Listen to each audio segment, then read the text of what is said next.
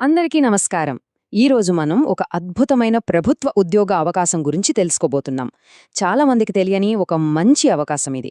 So, ఏమాత్రం ఆలస్యం చేయకుండా డీటెయిల్స్లోకి వెళ్ళిపోదాం. ఉద్యోగాల కోసం వెతికి వెతికి అలసిపోయారా?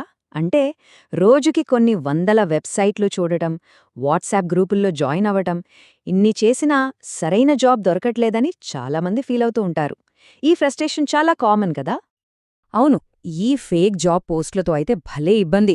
అప్లికేషన్ ఫీజు కట్టించుకొని మాయమైపోతారు. నెలల తరబడి ఎదురుచూసినా రెస్పాన్స్ ఉండదు. ఇలాంటివి చాలానే జరుగుతుంటాయి. అందుకే ఈరోజు మనం ఎలాంటి కన్ఫ్యూజన్ లేని జెన్యూన్ అయిన ఒక అవకాశం గురించి డిస్కస్ చేద్దాం. సరే, మరి ఈ సమస్యలన్నింటికీ చెక్ పెట్టేలా ఒక సూపర్ ఆపర్చునిటీ వచ్చింది. ఇది ఒక జిల్లా కోర్టు నుంచి వచ్చిన ప్యూన్ ఉద్యోగాల నోటిఫికేషన్. అసలు దీని నేను బంగారు అవకాశం అని ఎందుకంటున్నానో కాసేపట్లో క్లియర్గా తెలుస్తుంది.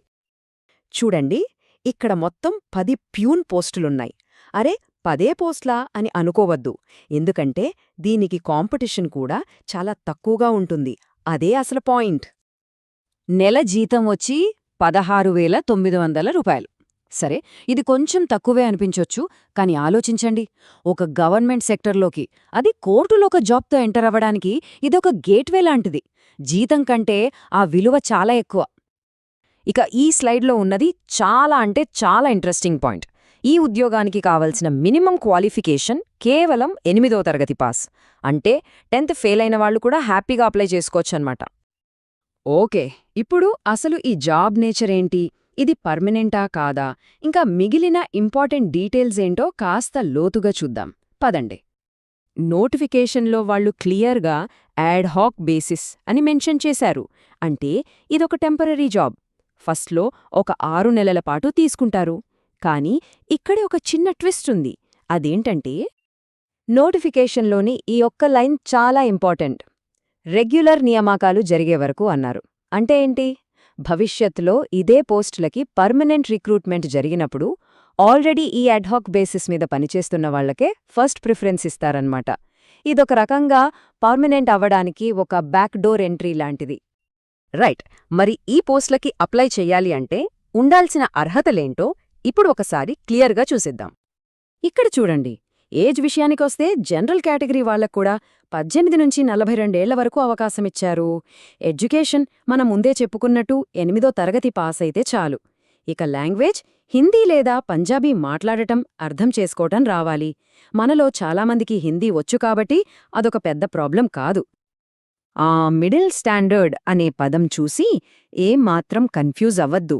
దాని అర్థం సింపుల్గా 8వ తరగతి పాస్ అని. అంతకు మించి పెద్ద పెద్ద డిగ్రీలు అవసరం లేదు. ఓకే, ఇప్పుడు మనం చాలా అంటే చాలా ముఖ్యమైన 2 విషయాల గురించి మాట్లాడుకోవాలి. అప్లై చేసే ముందు వీటి గురించి ఖచ్చితంగా తెలుసుకోవాలి. అప్పుడే ఒక కరెక్ట్ డెసిషన్ తీసుకోగలం. ఈ జాబ్ లొకేషన్ వచ్చేసి హర్యానా స్టేట్లోని రోహ్తక్. అవును, ఇది మన స్టేట్ కాదు. కానీ మంచి ఫ్యూచర్ కోసం కాస్త దూరం వెళ్లడంలో తప్పు లేదు అనుకుంటే ఇదొక మంచి అవకాశమే. ఇది పూర్తిగా ఎవరింట్రెస్ట్ వాళ్లది. ఈ పాయింట్ చాలా జాగ్రత్తగా వినాలి. ఇక్కడ రిజర్వేషన్ బెనిఫిట్స్ అంటే ఎస్సీ, ఎస్టీ, బీసీ రిజర్వేషన్లు కేవలం హర్యానా లోకల్స్కి మాత్రమే వర్తిస్తాయి. మనం అంటే ఆంధ్రప్రదేశ్ లేదా తెలంగాణ నుండి అప్లై చేసేవాళ్లు ఎవరైనా సరే, ఏ కేటగిరీకి చెందినవారైనా వాళ్లని జనరల్ కేటగిరీ కిందనే చూస్తారు. సో మన ఫోకస్ అంతా జనరల్ కేటగిరీలో ఉన్న 4 పోస్టుల మీదే ఉండాలన్నమాట. ఇక ఫైనల్గా మోస్ట్ ఇంపార్టెంట్ స్టెప్కి వచ్చేశాం. ఈ జాబ్కి ఎలా అప్లై చెయ్యాలి, ఆ ప్రాసెస్ ఏంటో స్టెప్ బై స్టెప్ చూసేద్దాం. ఫస్ట్ ఆఫ్ ఆల్ ఈ 3 పాయింట్స్ చూడండి. అప్లికేషన్ ఫీజు అస్సల్లేదు, ₹1 కూడా కట్టక్కర్లేదు. రాత పరీక్ష లేదు. సెలెక్షన్ అనేది కేవలం ఒక్క ఇంటర్వ్యూ మీదే ఆధారపడి ఉంటుంది. సో ట్రై చేయడానికి మనకు పోయేదేమీ లేదు కదా. అప్లై చేసే ప్రాసెస్ అయితే చాలా సింపుల్.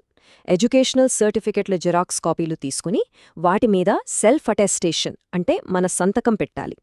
అప్లికేషన్ ఫామ్ మీద ఒక ఫోటో అంటించి దానిమీద కూడా సంతకం చేసి వాళ్ళిచ్చిన అడ్రస్కి పోస్టులో పంపించేయడమే. ఇక లాస్ట్ డేట్ దగ్గరకొస్తే ఇది కొంచెం ఆశ్చర్యంగా ఉంటుంది. February 10th, 2026.